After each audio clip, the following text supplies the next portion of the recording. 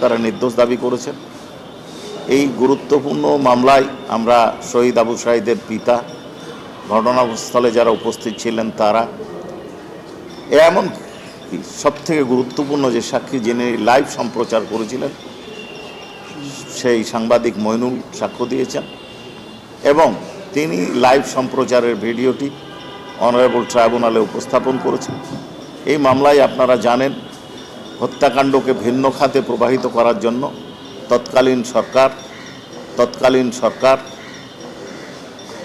উল্টো হত্যা মামলা দায়ের না করে হত্যাকারী যারা ছিলেন তারা নিজেদের রক্ষার জন্য আন্দোলনকারীদের বিরুদ্ধে মিথ্যা মামলা দায়ের করেছিলেন। সাক্ষ্য প্রমাণ বিনষ্ট করার জন্য তথ্য উপাত্ত সংগ্রহ করছিলেন সংক্ষিপ্তভাবে নিজস্ব চয়েসের ভিত্তিতে। পোস্টমর্টেম রিপোর্ট বারবার চেঞ্জ করা হয়েছে, বারবার চেঞ্জ করতে বাধ্য করা হয়েছে। কিন্তু প্রশংসা জানাই, ধন্যবাদ জানাই এই মামলার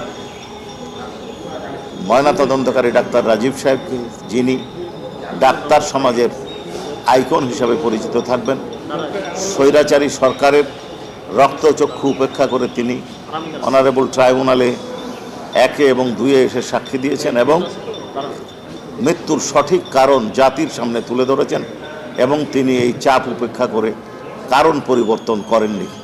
যাই হোক, আমরা 25 জন সাক্ষী এই মামলায় ট্রাইব্যুনালে উপস্থাপন করেছি এবং অকাট্য নিশ্চিদ্র প্রমাণ দ্বারা উপস্থাপন সক্ষম হয়েছি।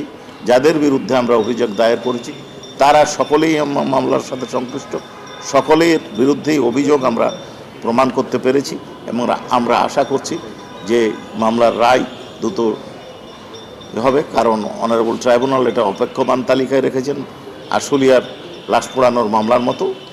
আমরা আশা করছি খুব শীঘ্রই এই মামলার রায় আমরা পাবো।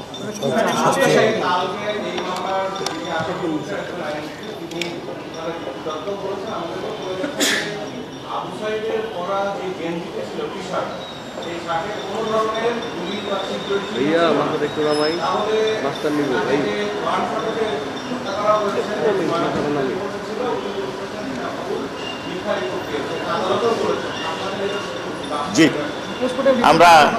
আমরা অনারেবল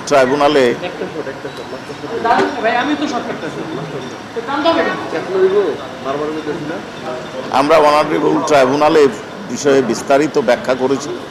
আপনাদের জ্ঞাতার্থে এটুকু বলতে পারি যে এই আলামত যেটা সংগ্রহ করা হয়েছিল বা জব্দ করা হয়েছিল এটা উদ্দেশ্য প্রণোদিতভাবে যেই মামলায় আবু সাঈদরাকে আক্রমণকারী চিহ্নিত করা হয়েছিল, আবু সাঈদ নিহত হয়েছে বা আবু সাঈদকে হত্যা করা হয়েছে সেই মামলায় নয়। আবু সাঈদের হত্যার প্রমাণপত্র লোপাট করার জন্য যে মামলা, আবু সাঈদকে আক্রমণকারী চিত্রিত করার যে মামলা দায়ের করা হয়েছিল সেই মামলার সেই তদন্তকারী কর্মকর্তা সরকারের অনুগত হয়ে একটা অংশ, পুরো গেঞ্জি কিন্তু নয়, অংশ জব্দ করেছিলেন। এটা পিছনের অংশই স্বাভাবিক, কারণ পোস্টমর্টম রিপোর্টে দেখবেন মুখে আছে গুলি, বুকে আছে গুলি, পেটে গুলি আছে। এখন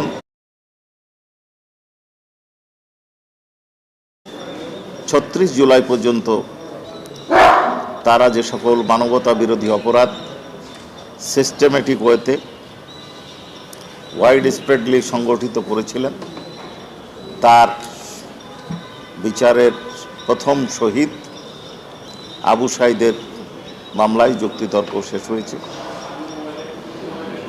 প্রসিকিউশন পক্ষ থেকে একদিন তাদের বক্তব্য উপস্থাপন করেছিলেন, আসামি পক্ষে 2 দিন, এবং আমরা আজকে তার কিছু জবাব দিয়েছি। আমরা 25 জন সাক্ষীর সাক্ষ্য উপস্থাপন করেছি। আসামি পক্ষ কোনো সাক্ষ্য দেননি, তারা জেরা করেছেন। তারা সকলেই যারা উপস্থিত আছেন তারা নির্দোষ দাবি করেছেন। এই গুরুত্বপূর্ণ মামলায় আমরা শহীদ আবু সাঈদের পিতা, ঘটনাস্থলে যারা উপস্থিত ছিলেন তারা, এমন সবথেকে গুরুত্বপূর্ণ যে সাক্ষী যিনি লাইভ সম্প্রচার করেছিলেন সেই সাংবাদিক মইনুল সাক্ষ্য দিয়েছেন এবং তিনি লাইভ সম্প্রচারের ভিডিওটি অনারেবল ট্রাইব্যুনালে উপস্থাপন করেছেন। এই হত্যাকাণ্ডকে ভিন্ন খাতে প্রবাহিত করার জন্য তৎকালীন সরকার উল্টো হত্যা মামলা দায়ের না করে হত্যাকারী যারা ছিলেন তারা নিজেদের রক্ষার জন্য